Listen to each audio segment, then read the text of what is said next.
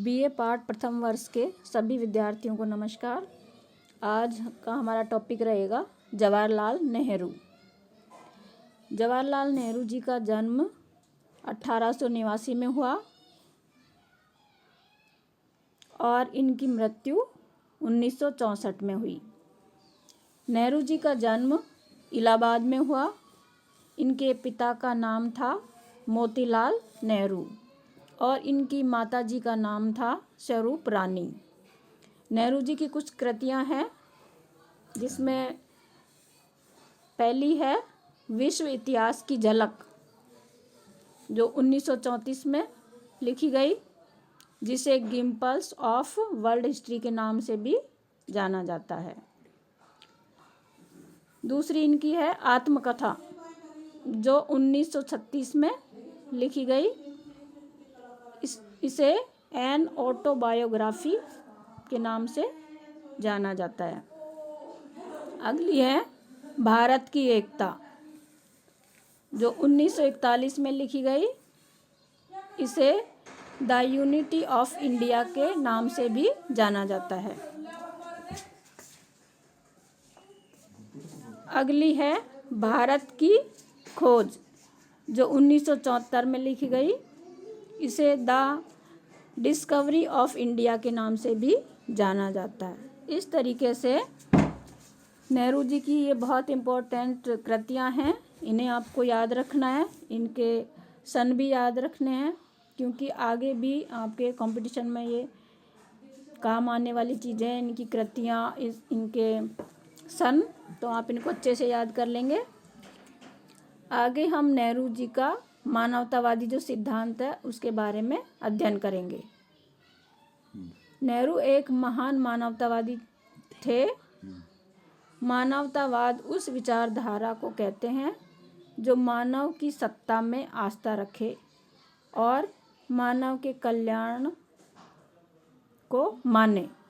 मतलब मानव की सत्ता में आस्था रखे और मानव के कल्याण में सबसे ज़्यादा ध्यान रखे।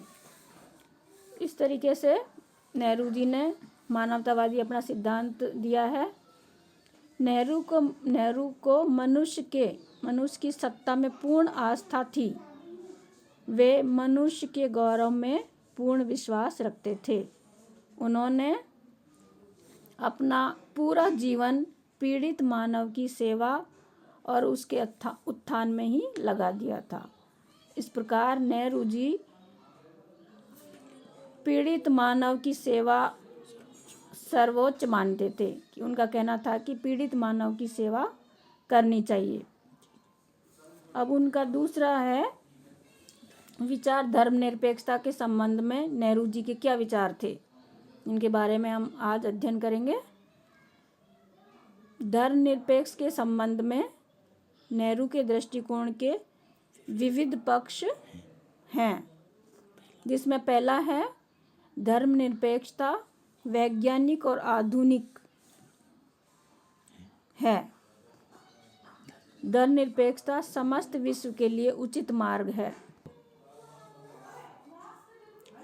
भारत के लिए धर्मनिरपेक्षता का कोई विकल्प नहीं है, क्योंकि भारत में बहुत सारे धर्मों के लोग निवास करते हैं, बहुत सारी जातियों के लोग निवास करते हैं। इसलिए किसी एक विशेष धर्म को यहाँ पर नहीं अपनाया जा सकता।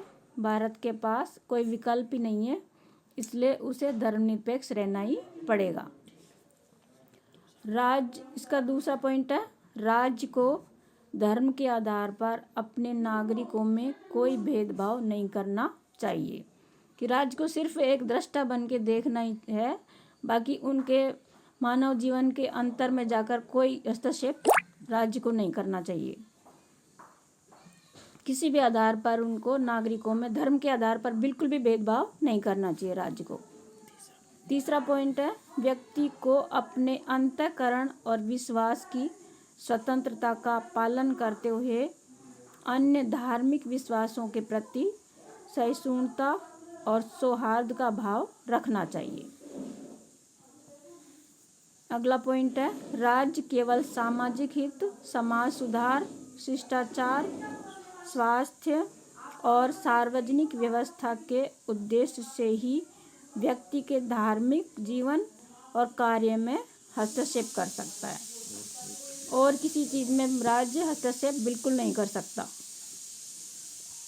अगला है धर्मनिरपेक्षता धार्मिक कट्टरता का निषेध करती है।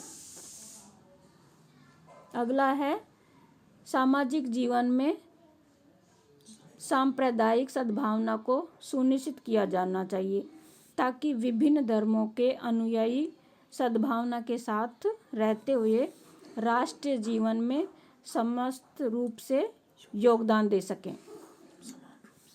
समान रूप से योगदान दे सकें।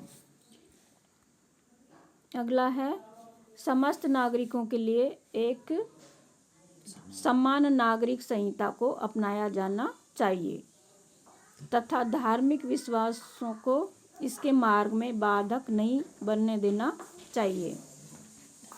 धन्यवाद।